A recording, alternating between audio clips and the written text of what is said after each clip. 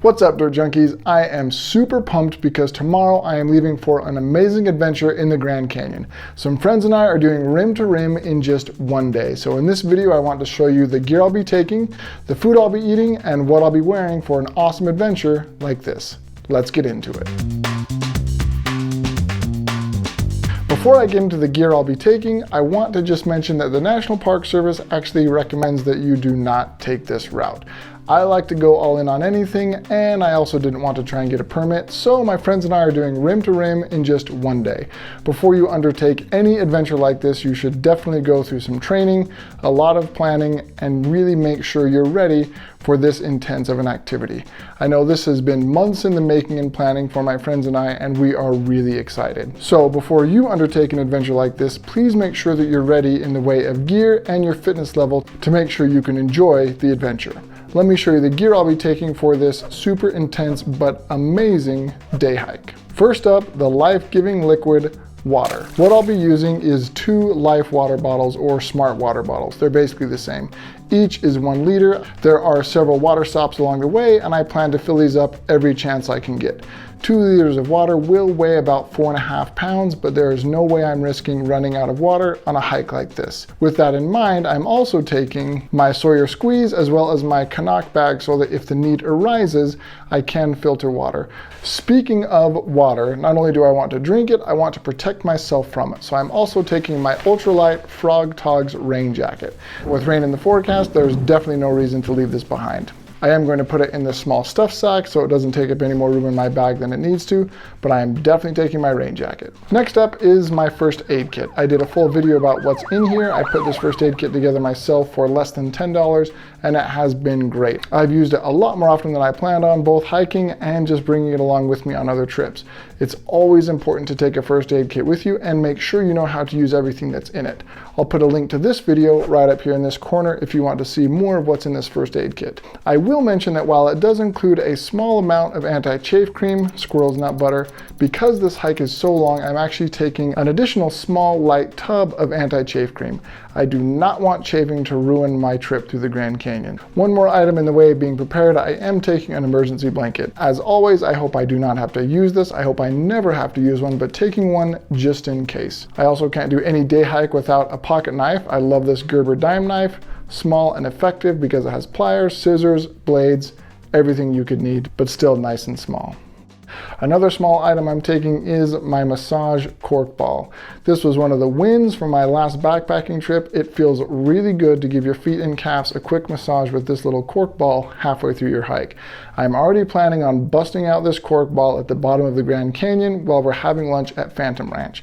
Next, while I definitely do not plan to make a deposit in the Grand Canyon, I am taking these just in case. Don't really need to say anything else about that. Because there is rain in the forecast, I am taking a dry bag to put all of my electronics in just in case. So let's get to the electronics next. Before we jump into the electronics, let me just say I will first cover the items that I would take whether or not I was taking video footage, and then I'll get into what I'm taking so I can record the adventure. The first one, and very important because we're starting our hike at 3 in the morning, is my brand new headlamp. I already mentioned the video about my gear wins and gear fails from my most recent backpacking trip. I'll put a link to that in the description, but my budget headlamp was one of the fails. I looked around at some other budget options, but decided I really wanted to go for a nicer headlamp. So this is a nice bright headlamp with a extremely long burn time. The next important electronic device that I'd be taking whether or not I was taking video footage is my Garmin InReach Mini. I did do a full video on why I chose the Garmin InReach Mini over a lot of other personal locator beacons and satellite messengers out there. I'll put a link to that video right up here. But I love this device. It makes sure that my family knows how I'm doing the entire time, even if I'm totally outside of cell range. And next up, a power bank. This one is really big, weighs almost a pound. I need one this large to be able to charge my GoPro batteries, my phone, other things like that.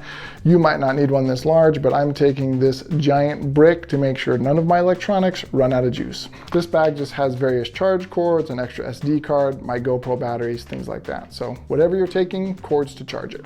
Of course, my trusty GoPro and monopod that it usually sits on so I can record easily while I'm hiking, and then a tripod for additional recording. YouTube life. I am taking my cell phone. I have downloaded the route in my AllTrails app so that I can use it for navigation while I'm offline, and those are the electronics that I'll be taking for my trip. Before I get to what I'll be eating, let me quickly show you what I plan to wear for this all-day hike.